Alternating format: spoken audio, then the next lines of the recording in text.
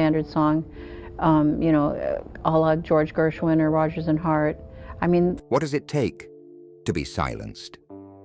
For Linda Ronstadt, a woman with a voice that could shatter glass and mend hearts in the same breath, it wasn't a threat or a rival. It was a name on a list. Picture it, Los Angeles, 1979, backstage at the legendary Troubadour. The air is thick with anticipation, the smell of old wood, spilled beer, and raw ambition. An assistant rushes into the promoter's office, breathless. Linda Ronstadt is gone. She saw the performance roster, laid a finger on a single name, and walked out into the night. No fight, no ultimatum, just an exit as cold and final as the closing of a tomb. For decades, that silence was her armor. While the rock gods of the 70s chronicled their feuds in explosive interviews and tell-all books, Linda maintained an image of unshakable poise. She was the genre-defying queen, the constant star in a revolving door of rock and roll royalty. But peace is often just a carefully guarded secret.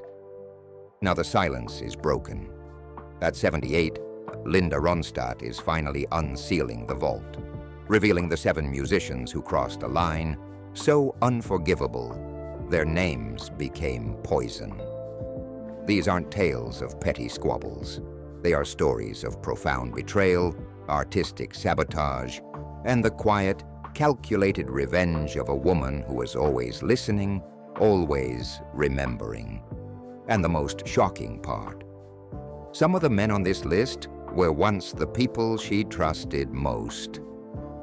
First on that list is the drummer she plucked from obscurity, the man she gave a voice and a stage, only to have him use that voice to mock the very woman who launched his career. Before the Eagles were a global phenomenon, they were simply Linda Ronstadt's backing band, and Don Henley was her drummer.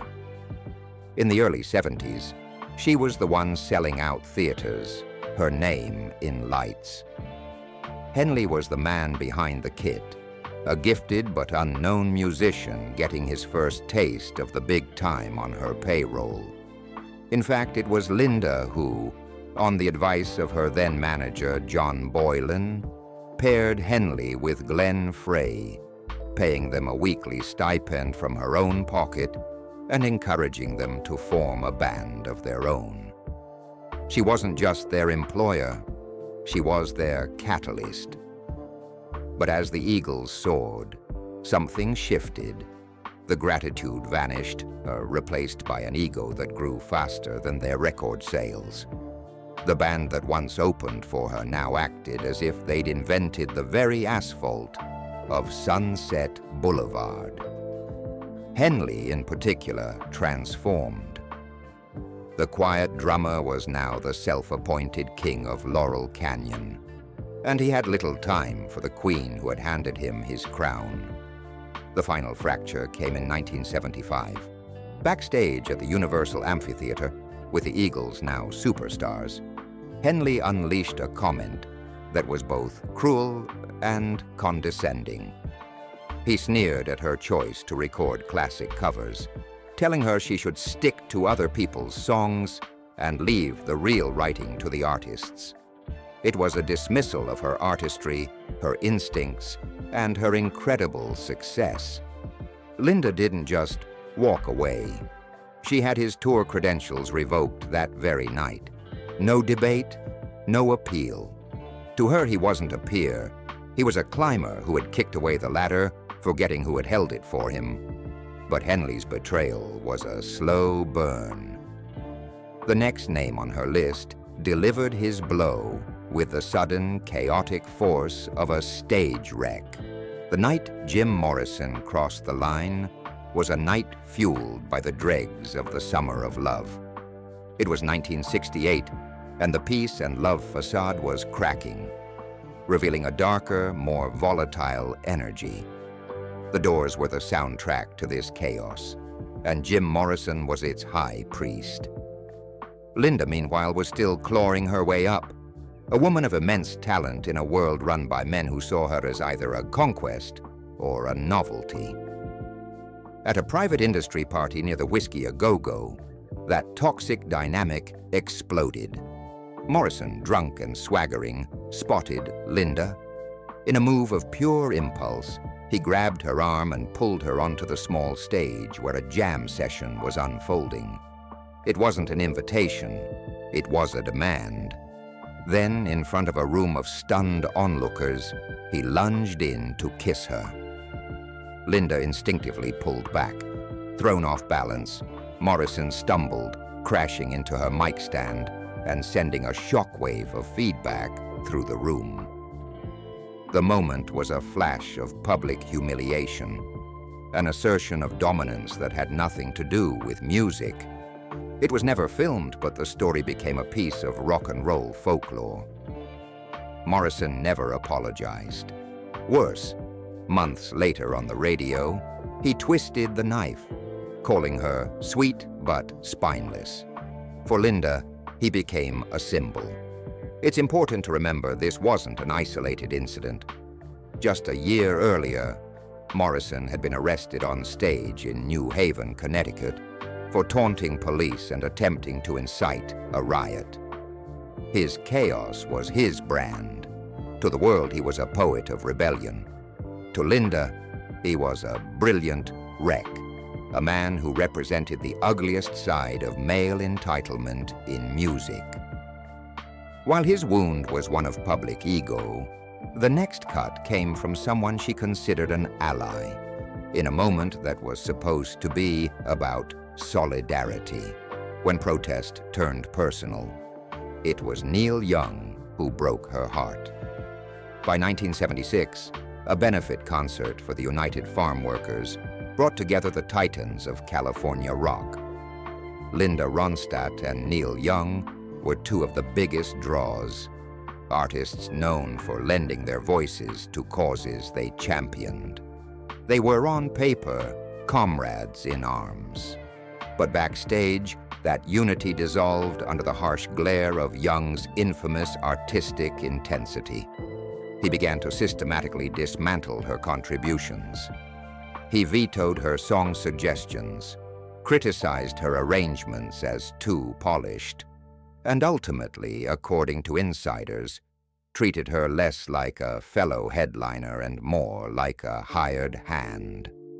The final insult landed after the show, when he reportedly told a journalist she wasn't built for protest, implying her mainstream success made her activism inauthentic. The comment painted her as a pop dilettante, playing at revolution. For Linda, who had put her career on the line for political causes, it was a staggering betrayal from a man she deeply respected. That night she made a vow. She would never share a stage with Neil Young again. It was a pattern for Young, who once famously deleted his recordings from a collaborative album with Stephen Stills during their tour without even telling him, simply because he was artistically unsatisfied. To Linda, Young's activism was loud in message, but cruel in its execution, a contradiction she couldn't forgive. But if Young's words were a personal blow, the next assault was a public execution of her artistic confidence. When genius becomes cruelty, its name is Frank Zappa. A 1974 collaboration between Linda Ronstadt and Frank Zappa should have been legendary. She, the vocal powerhouse who can sing anything. He, the avant-garde composer who defied every category. Linda, a genuine admirer, was keen to record one of his complex compositions. The potential was electric. The reality was a disaster. From the moment they entered the studio, Zappa treated her with open condescension. He shot down her ideas with a contemptuous smirk, accusing her of trying to turn his raw, experimental art into a jingle for a car commercial. The tension culminated during a rehearsal with a full band. Zappa abruptly stopped the music.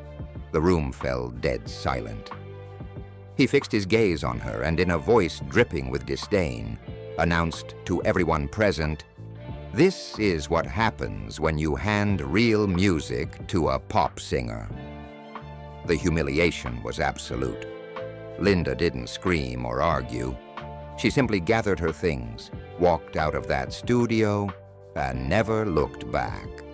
Zappa was notorious for his biting view of the mainstream, once saying, "Rock journalism is people who can't write, interviewing people who can't talk, for people who can't read." He saw commercial success as an artistic disease, and in his eyes, Linda was infected. For her, he was a brilliant mind but a brutal man, and she refused to be his punching bag. Still, that was a clash of artistic worlds. The next betrayal came from within her own world, from a man she once considered family. The Laurel Canyon fallout began and ended with David Crosby. In the idyllic, sun-drenched hills of Laurel Canyon, the musicians were more than colleagues. They were a tribe. And within that tribe, Linda Ronstadt and David Crosby were like siblings, their voices and ideals intertwined in the fabric of the counterculture. They were architects of the same sound, the same movement. But by 1978, the communal harmony was gone, replaced by ego and paranoia. The breaking point was a small thing, a key change. During a session for a collaborative track, Linda asked to adjust the key to better suit her vocal range, a standard request for any single. Crosby flatly refused. "You should learn to adapt," he told her, his tone dismissive. The argument that followed spilled out of the studio and into the pages of Rolling Stone, where Crosby delivered a calculated blow. He called her music manufactured, a deeply personal insult to an artist who prided herself on her raw talent and interpretive genius.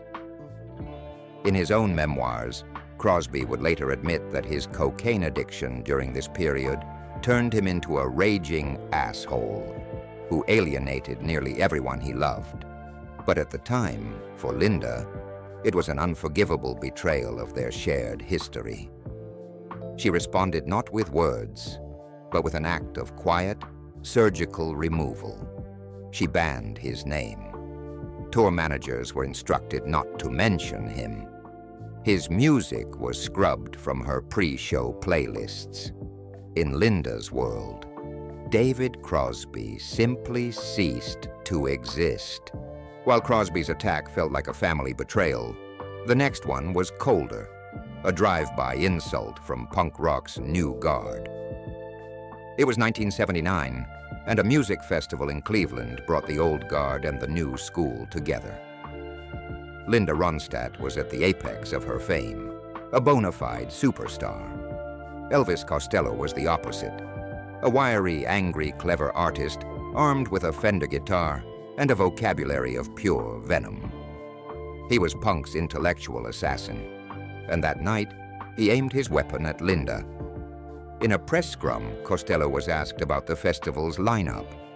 With a characteristic sneer, he dismissed Ronstadt's entire set as background music for brunch.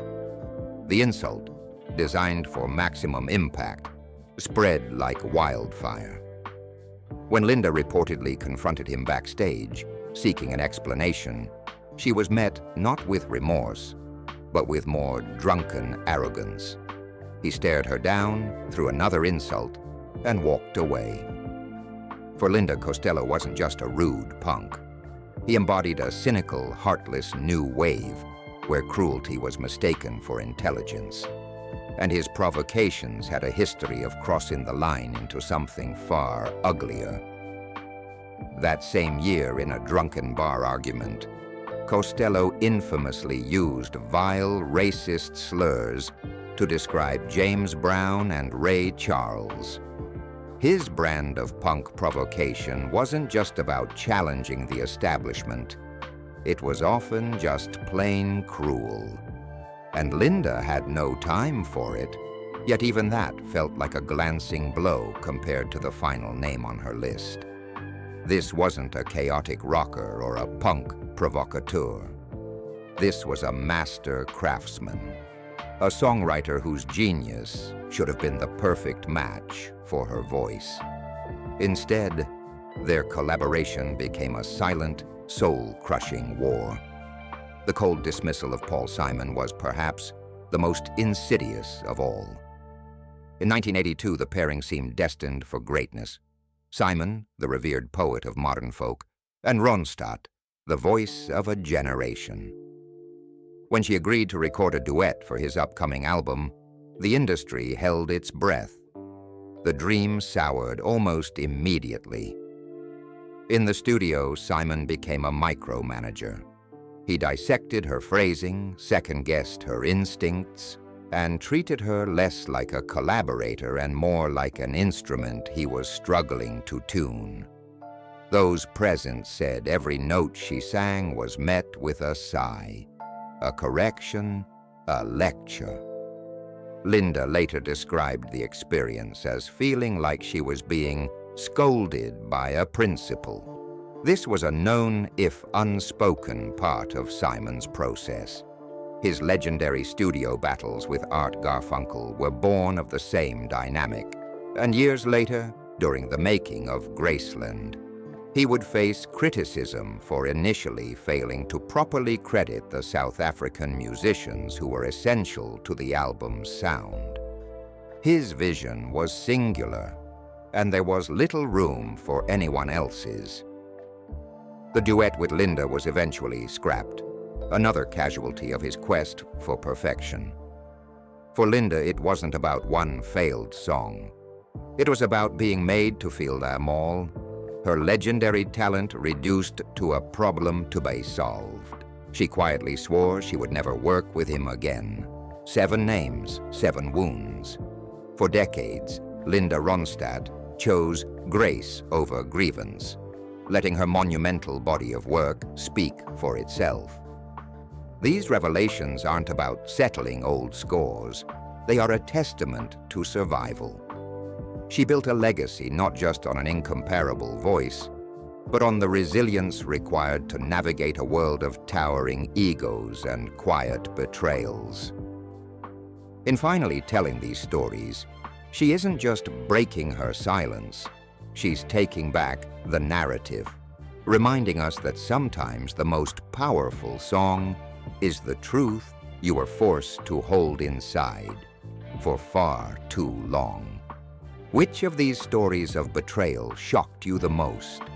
And is there another artist you believe might have earned a place on Linda's list? Let us know your thoughts in the comments below. And if you want more stories that pull back the curtain on music history, don't forget to like this video and subscribe for more. We'll see you next time.